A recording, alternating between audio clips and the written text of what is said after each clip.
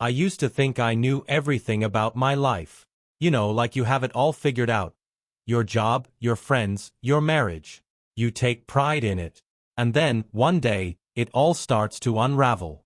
You don't even see it coming at first. It's the little things, like how May would leave for work earlier than usual or stay late at the office for meetings that never seem to end. At first, I told myself I was just being paranoid. Everyone has their routine, right? People change, that's all. Maybe she was just busy with her job, and I was being a bit of a nag. I didn't want to be the type of guy who jumped to conclusions. So, I didn't. But looking back, there were signs everywhere. It started small. May used to have this little habit of making dinner together, something we both enjoyed after a long day. But then she'd skip it. "I'll just eat something at work," she'd say, and I'd wave it off, thinking she was just stressed. But I'd wait at the table, fork in hand, alone. Then came the glances. The way she'd look at her phone, quickly turning it face down whenever I came into the room. At first, I thought nothing of it. Maybe she was just checking the news or texting her mom. But the more it happened, the more I couldn't ignore it. I'd ask her about her day, and she'd give me this distant smile, like she wasn't really there anymore. And for a while, I didn't even push it, because I didn't want to be that guy. I wasn't going to be the jealous husband who questioned everything. But then the nights started getting longer. I'd call, and sometimes she wouldn't answer. When she did, her voice sounded different. Flat, distracted. I'd ask if she was okay, and she'd just brush it off with some excuse. "Long meeting. Clifford. You know how it is." Yeah, I did. But it didn't feel right. I could feel it in my gut, like a rock in my stomach, but I ignored it. Denial is a hell of a thing. The night May didn't come home, I knew something was wrong. I got back from work and expected to hear her voice, smell dinner on the stove, but the house was silent. I called her phone, voicemail. I texted, then called her coworkers. No one knew where she was. I started pacing, my gut twisting. By 9 p.m., I was on edge, and by 10, I felt panic creeping in. This wasn't like her. May was always reliable, always in touch. I even started thinking maybe something had happened, but that didn't make sense either. She was usually so careful. Finally, at 2 a.m., she called. "Clifford, I need some space." I couldn't wrap my head around it. Space? What kind of answer was that? She was just gone. No warning, no explanation, and now she was asking for space. "I'll be home in the morning." "We'll talk then," she said, and I could hear in her voice she wasn't all there, like she was already somewhere else.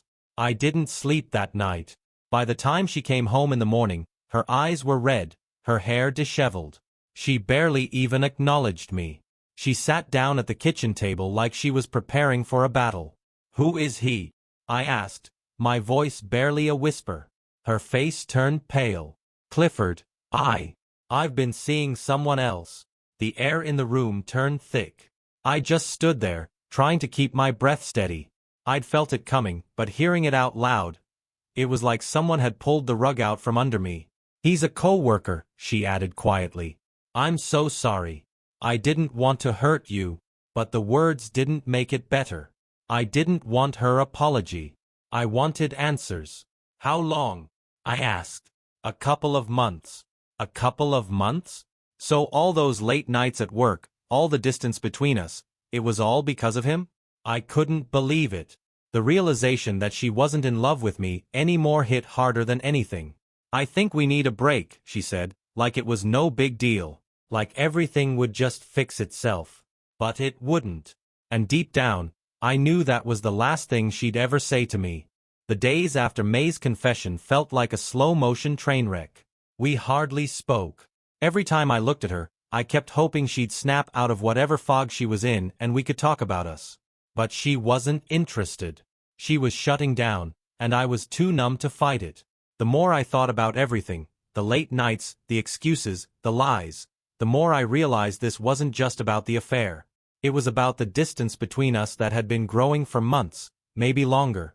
One night, I came home late, expecting nothing more than an awkward silence. Sure enough, May was on the couch, scrolling through her phone, not even looking up when I walked in. I stood there for a moment, staring at her, and I thought maybe I could get through to her. But when I spoke, her answer hit me like a brick. "We need to talk," I said, keeping my voice steady. "About what happened?" She didn't lift her head. "What's left to say?" I felt frustration building up in my chest. "I don't know, May. Maybe that you cheated on me. Maybe that you've been seeing someone else for months. Maybe that you've been lying to me." "I never meant to hurt you, Clifford," she said, finally glancing up, but her eyes were distant. "I didn't want this. But it's been coming for a while, you know? Things between us. After everything, after the miscarriages, after all the time apart, it wasn't working anymore." Her words stung. "But you could have talked to me. We could have fixed things." "I tried," she shot back, her voice sharp. "But you weren't there. You were too busy with work, and I was too tired of waiting." I was pissed, but more than that, I was heartbroken. The woman I had spent so many years with, the one I thought would be there through thick and thin, had checked out long ago, and now she was giving me the coldest, most detached version of an explanation. "So, what now?" I asked, my throat tight. I felt like I was walking on a tightrope, just waiting for her to push me off. "I think we're done," she said flatly. "I'm done." And just like that, it was over. She wasn't fighting for us. She wasn't even trying to fix what was broken. She was already done with me. The words hit harder than anything. I couldn't even speak after that. I just turned around and walked out of the room, feeling the weight of her absence settle in. The truth was staring me in the face. May was gone, and she wasn't coming back. The days that followed were some of the longest of my life. It wasn't just the silence between us, it was the weight of it. The way she moved around the house like a ghost, like I wasn't even there. I tried to pretend it wasn't affecting me, but I could feel the shift. I couldn't shake the feeling that I was living with a stranger, someone who had once shared everything with me but now couldn't even meet my gaze. The house felt hollow, quieter than ever before. I went to work, came home, and we avoided each other like it was some unspoken rule. It was like a bad dream I couldn't wake up from. There were no arguments, no big confrontations, just an ongoing silence. I tried to talk to her about the practical stuff, bills, the car, the damn thermostat that was always too hot or too cold, but it was like she wasn't even listening. I started to question if she was already gone mentally, even before the affair. I wondered how much of her had been checked out before she physically left. One night, I sat in front of the TV, flipping channels absent-mindedly, when she came into the living room. I felt her presence before I saw her. There was something about the way she stood in the doorway, familiar, but different. I thought maybe she was going to say something. Maybe she had realized what a mess we were in and was ready to talk. But she just looked at me for a moment, then said, "I'm going to see him tomorrow." The words hit me like a punch in the stomach. "Him?" I asked, though I already knew who she meant. "Yeah. I think we need to figure out where we go from here. For real this time." I didn't know what to say. I wanted to yell, to tell her how much it hurt, how much it felt like she was rubbing salt in the wound. But I couldn't. I was too tired of fighting. "So, you're really going to be with him now?" She didn't answer right away. She just stood there, her eyes not meeting mine. "I don't know, Clifford. I don't know anymore." It was like she was making excuses, but even more than that, it was like she was already so far gone, she didn't have the energy to lie about it anymore. And that's when I realized, she had made her choice. There was no coming back from this. There was no fixing it, no magic conversation that could make everything right again. "I'm sorry," she said, but the words didn't mean anything anymore. They were empty. I nodded, even though I felt like I was choking on my own emotions. "Yeah," I muttered. "Me too." And with that, she walked out the door. I sat there for a long time, listening to the sound of her footsteps fading down the hallway, knowing full well that what I had was slipping away, piece by piece, and there was nothing I could do to stop it. When she left, it wasn't just May walking out the door. It was my whole life. My family. The future I thought we had. And I didn't know what to do with any of it. The next few days felt like living in a fog. May was out of the house more often than not, and when she was home, the tension in the air was so thick you could cut it with a knife. I couldn't bring myself to ask her about him anymore. I couldn't even bring myself to ask her about us. It was like the final nail had already been hammered into the coffin, and there was no use pretending. What was left to fight for? I remember one night, after a long day at work, I came home and found her sitting at the kitchen table, packing a bag. She didn't even look up when I walked in. The sight of it hit me harder than I expected. I don't know what I thought would happen, but I guess I still thought she'd change her mind. I guess I still thought there was a chance she'd realize how much we had before it all went to hell. But no. She didn't even flinch. "Where are you going?" I asked, my voice flat, though inside, I was burning. She glanced at me for a moment, her eyes empty. "I'm staying with him for a while. I need some space to think." It felt like a slap, and yet, I was too numb to react. I'd seen this coming, right? She was already gone emotionally, and now, she was leaving physically. She wasn't even pretending anymore. "So, that's it then?" I said, the words slipping out before I could stop them. "You're just walking away from everything?" She let out a long sigh, like she was tired of having this conversation. "Clifford, I don't know what you want from me. I've told you everything. It's over." "Is it?" I asked, the question hanging in the air, though I already knew the answer. I could feel it in every inch of me. It was over. She was gone, and there was nothing I could do to change it. "I'm sorry," she said again, but it didn't feel like an apology. It felt like a formality, something she had to say because it was expected. I nodded slowly, the weight of her indifference crushing me. "Yeah, me too." And just like that, she finished packing her bag and walked out the door. I didn't say anything else. There was no point. I stood there, staring at the empty space she'd left behind. The house felt quieter than ever, and all I could hear was the sound of my own heartbeat pounding in my ears. I had spent so many years trying to make things work, trying to hold on to something that wasn't even there anymore. And now, it was all gone. She was gone. And all I had left were the remnants of a life that had fallen apart, piece by piece. I should have been angry, right? I should have been furious. But all I felt was an overwhelming sense of loss. Because it wasn't just her that was gone, it was everything. The life we had, the dreams we built together, the future that was supposed to be ours. I don't even know how long I stood there, just staring at the door. It felt like time had stopped, and in that moment, I realized that I was alone. Really alone. And there was no going back. The first few days after May left felt like a kind of limbo. I didn't know what to do with myself. The house was too quiet, too empty. I'd never realized how much noise a person can make in a house. How much space they fill, even when they're not talking. The silence was suffocating. It was like her absence was louder than anything I could have said. I kept expecting her to walk through the door any minute, but she never did.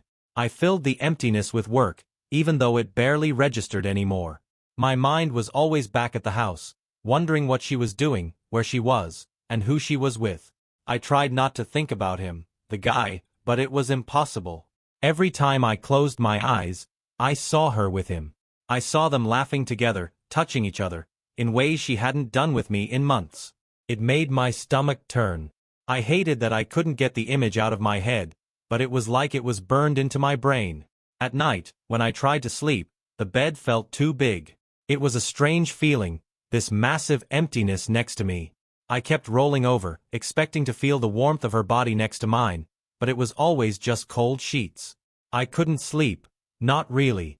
I spent hours lying there, staring at the ceiling, thinking about everything we'd lost.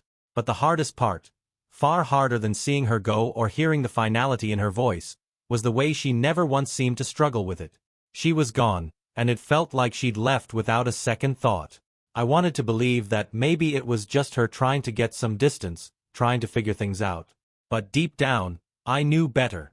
She'd made her choice, and it wasn't me. I spent that first week in a kind of numb haze.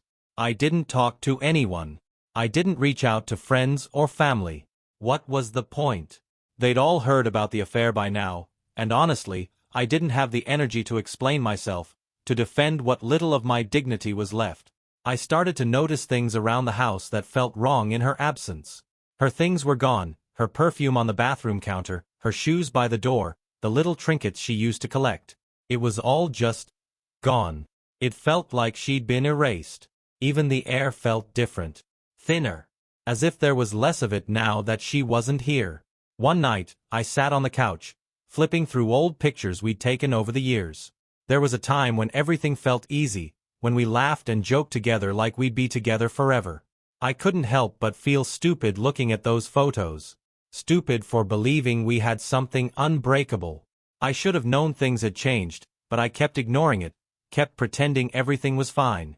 The cracks had been there, but I didn't see them until they split wide open. The realization hit me in waves. Not just that May had cheated, but that we had both failed. Somewhere along the way, we stopped being a team. We stopped trying. I couldn't blame her entirely. I had my own part in this mess too. But knowing that didn't make the pain any easier. I could have fought harder. I should have seen the warning signs. But what's the use in hindsight? The damage was done. I pushed the pictures away, my hand shaking slightly. I wasn't ready to face that part of it yet. It hurt too much. Instead, I picked up my phone and checked the time, 10:30 p.m. May was probably with him right now. Maybe she was asleep beside him, maybe not. I didn't know, and I didn't want to know. It was like a sickness in my gut, a knot that wouldn't go away. The only thing I knew for sure was that I was stuck here, alone, and I didn't know how to move forward. The hardest part wasn't even the betrayal anymore. It was the silence. The way May had just walked out of my life without a second thought. There was no big confrontation, no dramatic fight, just an abrupt end. She was gone, and the space she left behind was louder than anything she'd ever said to me. The days dragged on. I'd come home from work and stare at the empty rooms, the silence pressing in on me from all sides. The house felt like it was swallowing me whole, and every time I tried to fill the void with something, work, TV, even just doing chores, it felt pointless. She wasn't coming back. I knew that. But I couldn't stop hoping, even if it was just a small, stupid part of me. I kept thinking maybe she'd call, maybe she'd come home and say it was all a mistake, that we could fix things. But she didn't. I tried to get my head around what had happened, but it felt like my brain kept replaying the same scenes over and over. The argument, her walking out the door, the way she never looked back. Nothing made sense. The hardest part was realizing how easy it was for her. I had always believed in us, always thought we were stronger than whatever life threw at us. But I wasn't enough to make her stay, and that stung worse than anything. I spent that first week pretending like everything was fine. I went to work, saw friends when I had to, kept up appearances. But inside, I felt like I was unraveling. Every conversation with someone felt like a performance, like I was acting out a part one wasn't ready to play. I wasn't the same person anymore. But how could I explain that? How could I explain the emptiness she left behind? I wasn't angry, not yet. But I was so damn sad. Sad that I hadn't seen it coming, sad that she was already gone, and sad that the future I had imagined for us didn't exist anymore. I had loved her, and now she was a stranger to me. I couldn't sleep, couldn't stop thinking about her, about him. What were they doing? Were they happy together? It was a thought that twisted my stomach in knots. But more than that, it was the way I couldn't get past the feeling that I wasn't even worth a second thought to her. She didn't have to fight for me. She didn't even seem to want to. And there I was, stuck in this endless loop of questions with no answers. She was gone. And I had no idea how to move forward. Days passed, and the quiet grew thicker.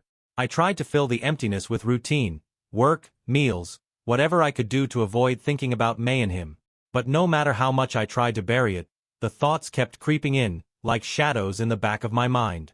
Every time I went to bed, the cold space beside me felt like a reminder of how far we'd fallen. I didn't even know what to do with myself anymore. I kept telling myself I had to move on, that I couldn't let her betrayal define me. But it was hard. Every corner of the house held memories. The kitchen, where we used to talk for hours over dinner. The living room, where we'd watch TV and joke about the stupidest things. Even the stupid coffee mug she always used in the mornings. It all felt like it was collapsing around me. At first, I didn't reach out to anyone. What could I say? My best friend knew what had happened. My brother had reached out once to check in, but I'd brushed him off. What was there to explain? That my wife had betrayed me? That everything I thought I knew about us had turned out to be a lie? I couldn't do it. I couldn't make the words real. But eventually, I had to face reality. I couldn't hide from it forever. One evening, I ran into an old coworker at the grocery store.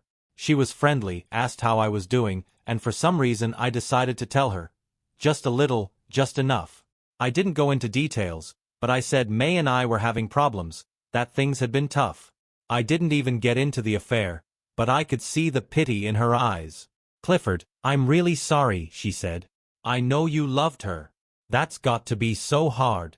It was the first time anyone had acknowledged the pain.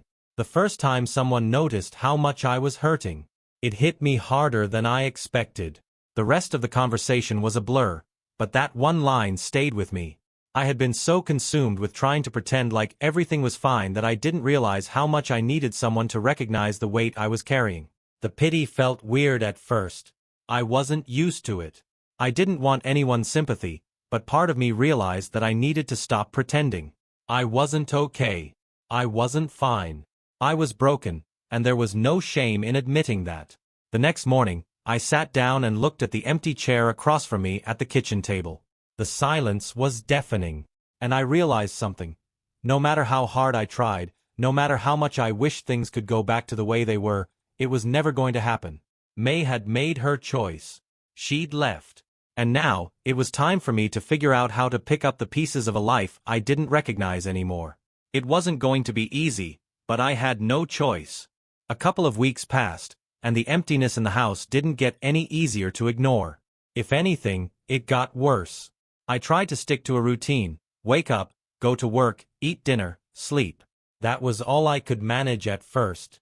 But there was always this lingering feeling that something was missing, like I was walking through life with a hole in my chest that no amount of distraction could fill. I couldn't shake the feeling of betrayal, either. Every time I closed my eyes, I thought about May and the other guy, and how effortlessly they had slipped into each other's lives. It wasn't just that she cheated, it was the way she had done it. No apologies, no guilt. It was like I was a stranger to her. She had thrown away everything we had, without even looking back. The more I thought about it, the more I started questioning everything. Was it me? Had I done something wrong? Had I really been that oblivious to how far gone she was? There was a gnawing, restless part of me that needed answers. Needed to understand why. I'd spent so many years thinking we were solid, thinking that we had a future together. But all those late nights she'd been staying late at work, all those little white lies, the distance between us, had it all been signs? I sat in the living room one night, scrolling through her old texts on my phone. I hadn't done it before, not out of respect, but I couldn't stop myself anymore. Maybe I could find something, some explanation that would make sense of the mess she'd left behind. Maybe there was a reason for all of it. But as I read through the messages, I just felt sick. The flirting, the casual way she'd talk about him. It was all right there in front of me. I was looking at the past, and it was like reading a story I hadn't been a part of. I came across a text exchange from a few months before everything blew up. She had texted him, talking about how stressed out she was at home, how I didn't understand her anymore, how things weren't the same. I slammed the phone down on the coffee table, my hands shaking. What the hell was that supposed to mean? I was trying to be a good husband. I was working, paying the bills, trying to hold everything together. And all the while, she was falling in love with someone else, someone who had the time to listen, someone who made her feel understood. It was a punch to the gut. Not because of the affair, but because of the years I'd spent thinking things were okay when they clearly weren't. I felt like a fool. I didn't want to do this anymore. I didn't want to dig through the wreckage of our relationship, looking for some sort of closure that probably didn't even exist. But I couldn't stop myself. I needed answers. I needed to understand why she couldn't come to me with all of this. Why she couldn't have been honest, instead of sneaking around behind my back. I knew deep down that there was no answer that would make me feel better. No explanation that could undo the damage. But I kept searching, anyway, because that was the only thing I felt like I could control right now. It wasn't easy, moving on. I'd like to say there was some kind of magic moment where I woke up one day and everything clicked. But that wasn't the case. The reality was messier. It took time, weeks, maybe months, of wandering through my own grief, trying to find a way to breathe again. I was still angry, still hurt. But somewhere along the way, I started to realize that she wasn't the only thing holding me back. I was holding myself back, too. I think that's when I started to let go a little. Slowly. The pictures of May and me, the mementos of our time together, I put them away. Not because I wanted to forget, but because I had to start making space for something else. Something new. And as painful as it was to admit, that meant letting her go. I couldn't keep holding on to a relationship that wasn't there anymore. But that didn't mean it was easy. I spent a lot of nights staring out at the empty street, wondering how we got here. I didn't know what I was supposed to do next. I didn't know how to be me without her. For years, my identity had been wrapped up in us, in being the good husband, the one who always made it work. Now, I was left picking up the pieces of a life I didn't even recognize. One day, a couple of weeks after she left, I decided to do something completely out of character. I signed up for a painting class. I'd never been the artsy type, but something about it felt right, like it would be a way to express everything I had bottled up inside. I needed a new outlet, a way to release the tension without it eating me alive. The first class was a disaster. I couldn't focus, couldn't make a single stroke that felt right. But I kept going. Every week, I'd show up, more out of stubbornness than anything else. It was messy at first, but slowly, something started to change. I wasn't just painting a picture anymore. I was painting the emotions I couldn't put into words. It wasn't about making something perfect. It was about making something real, something that represented everything I was going through. There was something cathartic about it. Every time I picked up the brush, I was releasing the pain in small, controlled bursts. I'd add a stroke here, a splash of color there, trying to capture all the frustration, the loss, the hurt that still clung to me. And as I painted, I started to feel a little lighter, like the weight I'd been carrying was slowly being peeled away. Maybe it wasn't a cure-all, but it was a start. It wasn't like I woke up one day and felt healed. Hell, even now, I can't say I'm completely over what happened. But there were little moments where things didn't feel quite as heavy. Like one evening, I came home from work and didn't immediately feel like I was suffocating. The silence in the house wasn't as oppressive anymore. The emptiness was still there, but it didn't feel as suffocating. It was like I was learning to live with it. I kept going to the painting class. Every Wednesday evening, I'd find myself picking up the brush, splattering color across the canvas, trying to make sense of the mess inside me. The teacher noticed the way I worked, how I'd pour my frustration into my art. "You've got a lot of emotion in these pieces," she'd said. It was the first time in weeks I felt like someone saw me, not just a broken man, but someone trying to rebuild. One afternoon, a month or so after May left, I ran into an old friend, Charlotte, at the grocery store.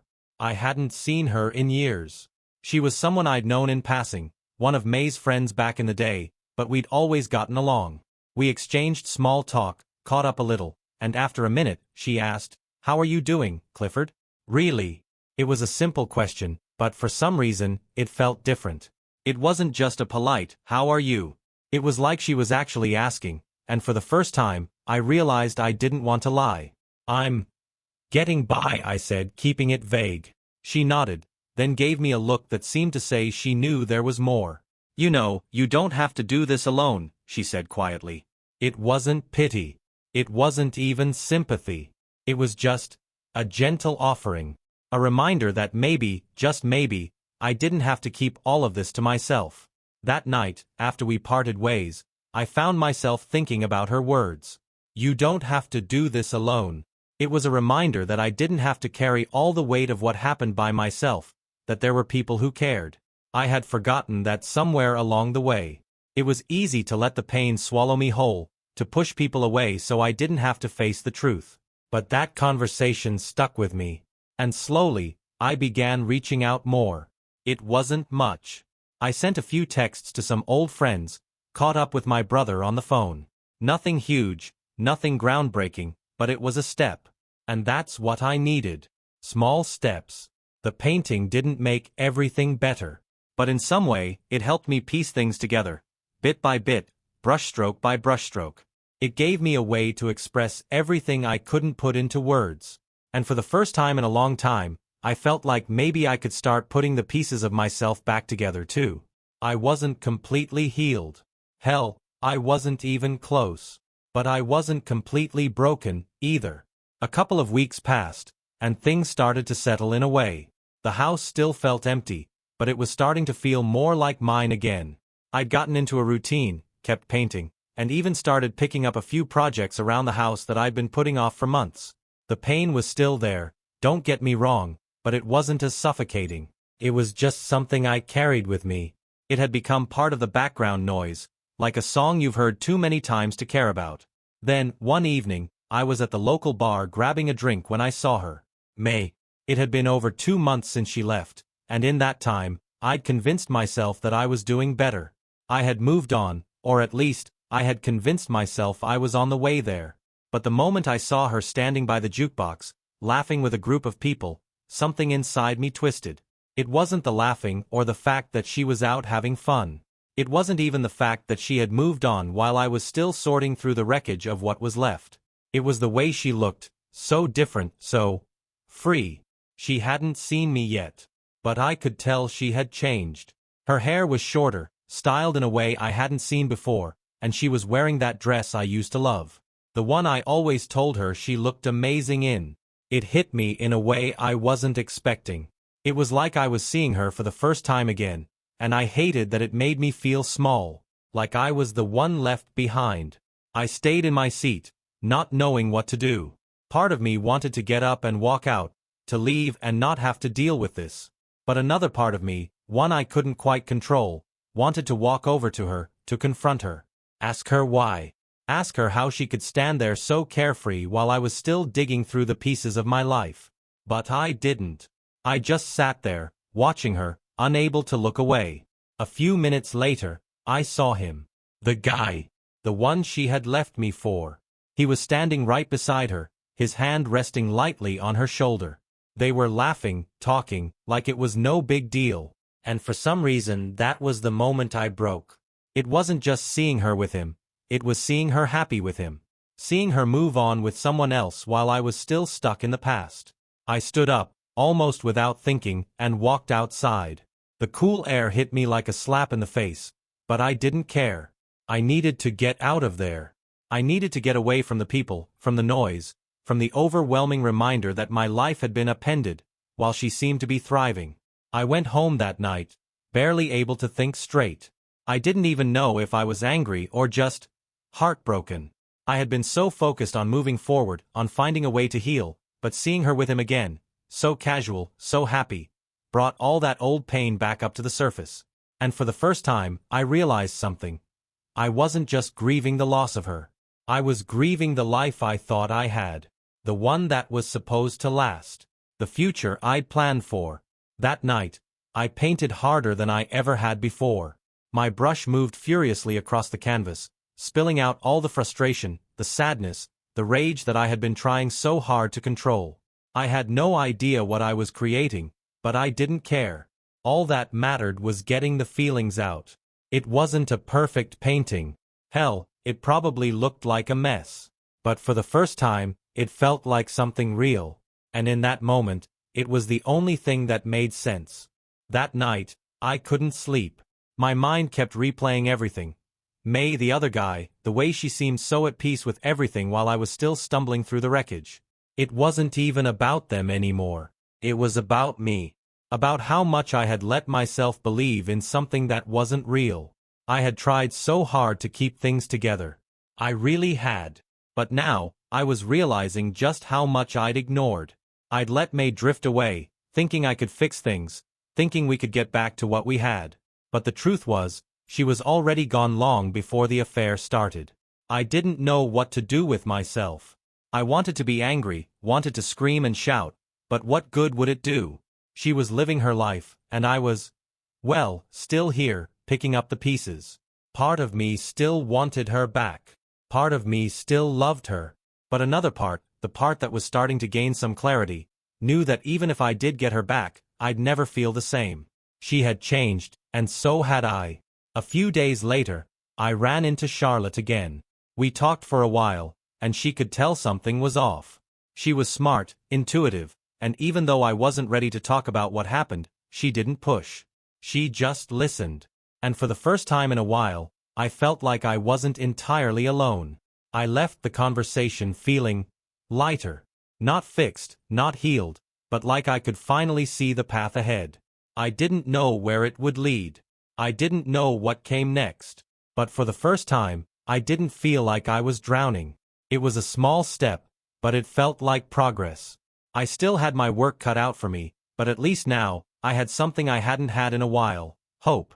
The days after that felt different, but not in any grand way.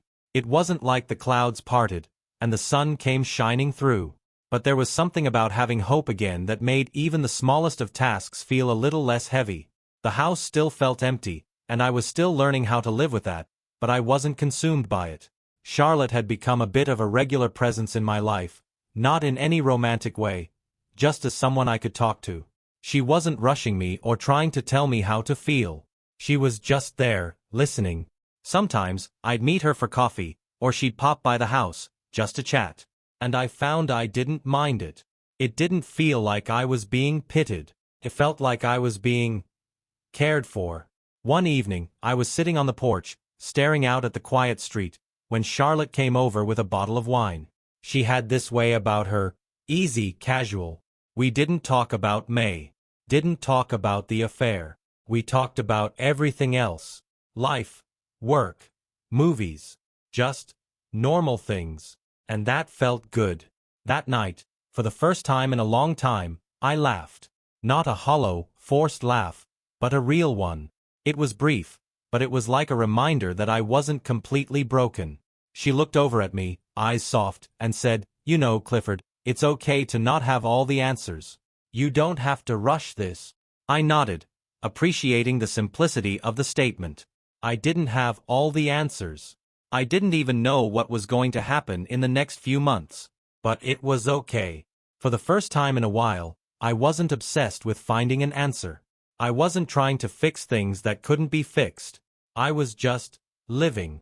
There was still so much I was carrying, but maybe, just maybe, I was starting to put it down. The months after that night with Charlotte passed quietly. Not perfectly, but quietly. It felt like life had finally shifted into a rhythm that, while still different, wasn't as painful as it had been before. The weight of May's betrayal was still there, like a scar that would never fully heal, but it no longer dominated my every thought. I was learning how to move through the world without her, and, slowly, I was starting to feel like myself again. It wasn't like I had all the answers or had figured out how to put everything behind me, but I'd learned that moving forward didn't mean forgetting. It just meant not letting the past hold me back from whatever came next. I was still in the process of healing, still working through the pieces of my life that May had shattered, but I wasn't trying to rush it anymore. I was letting things happen in their own time. One afternoon, while I was painting, something clicked. It wasn't a huge revelation, but it felt important. I was working on a canvas that was different from the others. There was no rage in it, no sorrow, just color. For the first time in ages, I was painting something that felt like hope. It was strange, like I had been walking in the dark for so long, and now I was starting to see the light again. Charlotte had become more than just a friend at this point, though we never talked about it. There was no rush to label anything. I think we both understood that what had happened between May and me couldn't be erased, and that I wasn't looking to replace one relationship with another. But Charlotte, in her own quiet way, had helped me more than she could ever know. She wasn't trying to fix me. She just let me be, and that was exactly what I needed. One evening, she came over, and we ended up sitting on the porch, talking as the sun dipped below the horizon. It was peaceful calm, the kind of peace I hadn't known in a long time. "You're different, you know," she said, her voice quiet but sure. "You're not the same guy you were when we first started talking." I looked at her, surprised by the honesty in her words. She wasn't saying it to flatter me. She was just stating the truth. "I feel different," I said, smiling softly. "But not in a bad way. It's like I'm finally waking up." Charlotte didn't say anything after that. She just nodded, as if she understood exactly what I meant. And for the first time in a long time, I didn't feel like I was lost. I wasn't sure where I was going, or what the future would look like, but I knew that I had somewhere to go now. It wasn't a perfect ending. It wasn't the closure I thought I wanted. But maybe that was okay. Maybe some things didn't need to be fixed, as long as I was still moving forward. And for the first time in a long time, I felt like I was finally walking in the right direction.